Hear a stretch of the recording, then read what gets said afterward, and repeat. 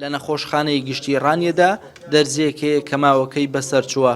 خدر قادر هەفتەی ڕابردوو بە مەبەستی چارەسەری تەنگە نەفەسیەکەی دەبرێتەوە نەخۆشخانەیە و لەو دەرزێ بەسەرچۆی بۆ بەکاردێنن کە سوکارەکەی دەڵێن دوای لێدانی 28 دەرزی خدر کۆچی دوایی دەکات. بەڵام تا ئێستا کە سوکارەکەی سکاڵای یاساییان لەسەر دکتۆر و بەرپرسانی نەخۆشخانەی ڕانیێت تۆمار نەکردووە، بەڵام گومانیان هەیە بەهۆی دەرزیەکانەوە مردبێت. دوای 7 ڕۆژ ئەتوو ڕۆژی 4 دەرزی بۆ بەکاربێن کە ئێکسپاری ساڵێکیش بێ دەبێت ڕووداوەکە چی لێ بکەوێتەوە. ئەوە ناتوانم بڕیار بدەم بۆ خۆم ئەوە ئایا هۆکارەکەی چێ بووە، لایەنی پەیوەندیدارە یان کۆمپانیایە یان کارمەندەکانن لەگەڵ ڕێزم کەوا دەڵێم ناتوانم بڕیار بدەم. بەڵام گومانیش دیسانەوە دکتۆریان بەڕێزیان دوێنێ تەلەفۆنی بۆ کردم، دکتۆری باوکم وتی ئێمە بە دوواداچوون دەکەین، بەڵام لە وڵاتیدا بە دوواداچوون چۆن؟ کە سوکارەکەی خدر دەڵێن ئەو کاتەی لە نەخۆشخانە چارەسەری پێدراوە یەکێک لە کارمەندەکان زانیوێتی کە دەرزیەکە ماوەی بەکارێنانی بەسەر چووە، چونکە لەگەڵ ئاوی مۆغەزیەکەدا 11 مانگیان نێوان بووە، بەڵام دواتر دەرزی دیکەیان لەبریەوە بەکارهێناوە.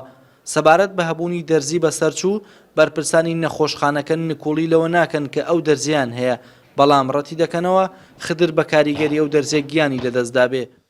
هەرچەنە بەڕاستی شێوازی ئەو دەرمانە خۆی هەر بە نوعێکی زۆر خراپ پاکێج کراوە، ینی دوو جۆر ئەکسپایری لەسرە دەرمانەکە جێڕدراوەتەوە بۆ سەیدە لێو دەرمانی تری بۆ کراوە و وفاتی ئەم نەخۆشە ماوەتەوە لە قاوش 7 تا 8 ڕۆژ دکتۆرەکەی ئیخسایی شتوتە قسەم لەگەڵاکەتەوە خۆشتان بیبین قسەی لەگەڵا بکەن، بەڵام عەجزی جیهازی تەنەفوسیە بووە دوایەوە کەی زندراوە لە ماڵەوەش، ینی لێرە نەبوو ماوەیەکی زۆر ماوەتەوان و هیچ 3 ڕۆژ دوای بەکارهێنانی ئەو دەرزێک ئەوەشی بۆ نەکراوە بەڵکو دەرزێکی تری بۆ تەعویز بۆ هێنراوە.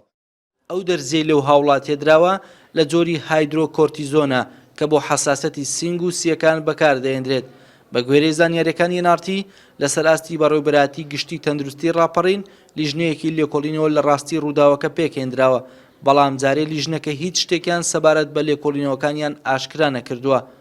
خدر قادر تەمەنی 65 ساڵ بووە و دانیشتووی شارۆچکەی چواقوڕ نەبووە کە سوکارەکەی دەڵێن نەخۆشی تەنگە نەفەسیە بووە و هەفتەی ڕابردوو بۆ چارەسەر براوەتە نەخۆشخانەی ڕانیە.